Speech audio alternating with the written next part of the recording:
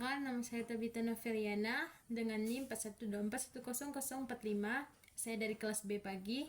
Baik, di sini saya akan menjelaskan sedikit tentang wawasan kebangsaan. Baik, langsung saja ke penjelasannya. Jadi, penjelasan yang pertama itu adalah sejarah wawasan kebangsaan.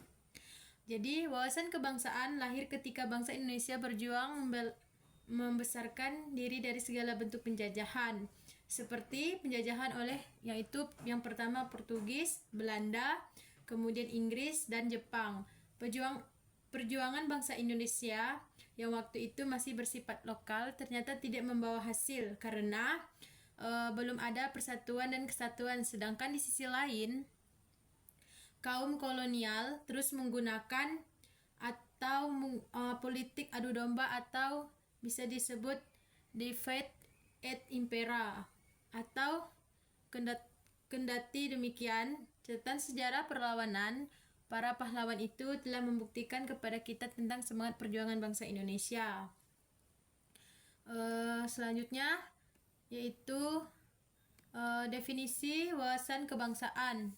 Jadi istilah wawasan kebangsaan terdiri dari dua suku kata, yaitu wawasan dan kebangsaan.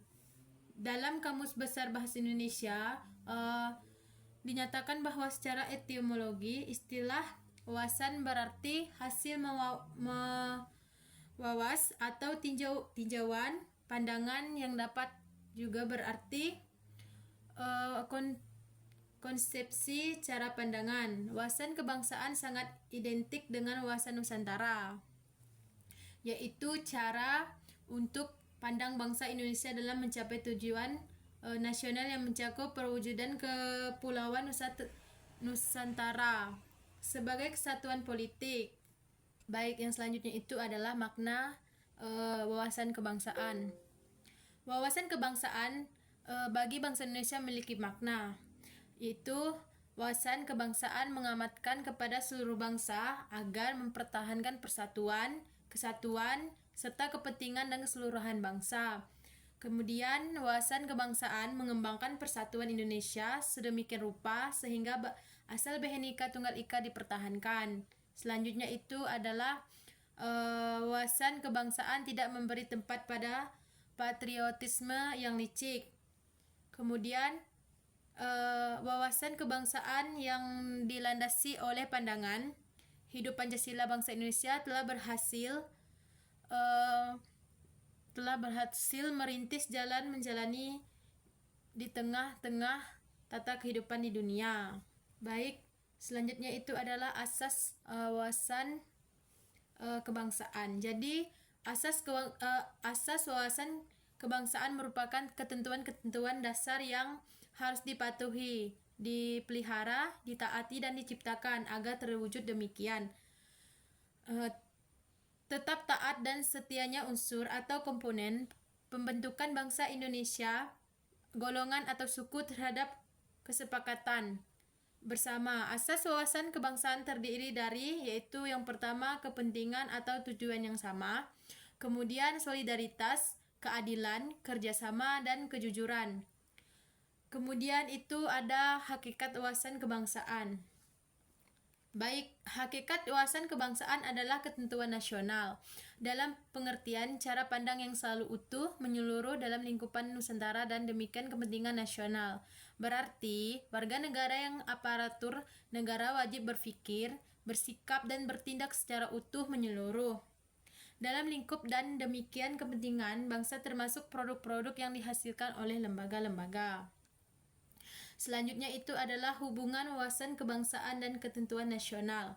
Jadi dalam penyelenggaraan kehidupan nasional agar senantiasa mengarah pada pencapaian tujuan nasional, diperlukan suatu landasan dan pedoman yang kokoh berupa konsepsi wawasan kebangsaan untuk mewujudkan aspirasi bangsa serta kepentingan dan tujuan nasional.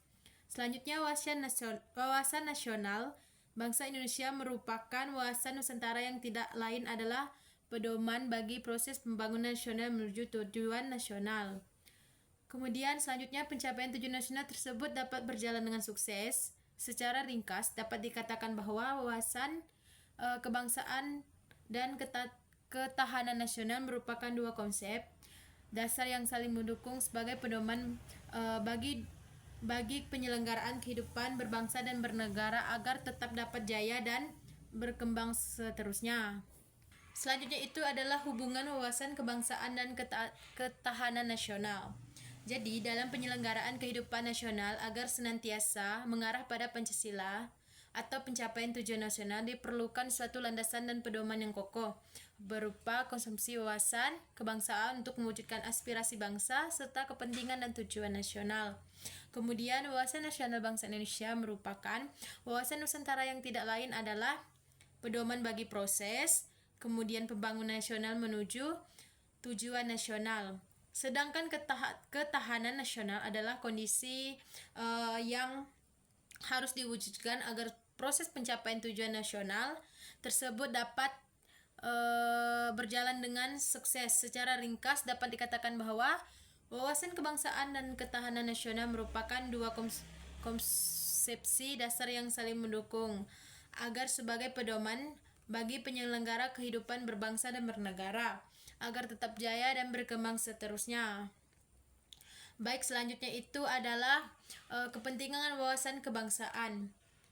Jadi, wawasan kebangsaan merupakan konsep politik bangsa Indonesia yang memandang Indonesia sebagai satu kesatuan wilayah, meliputi tanah, darat, air, termasuk dalam laut dan tanah di bawahnya, dan udara di atas secara tidak terpisahkan, yang mempersatukan bangsa dan negara secara menyeluruh, mencakup segenap bidang kehidupan nasional yang meliputi aspek ekonomi, politik, sosial, dan budaya. Dan wawasan kebangsaan sebagai konsepsi politik dan kenegaraan yang merupakan manifestasi pemikiran politik bangsa Indonesia sebagai suatu kesatuan negara kepulauan. Secara konseptual, geopolitik Indonesia dituangkan dalam salah satu doktrin nasional yang disebut wawasan Nusantara dan luar negara bebas.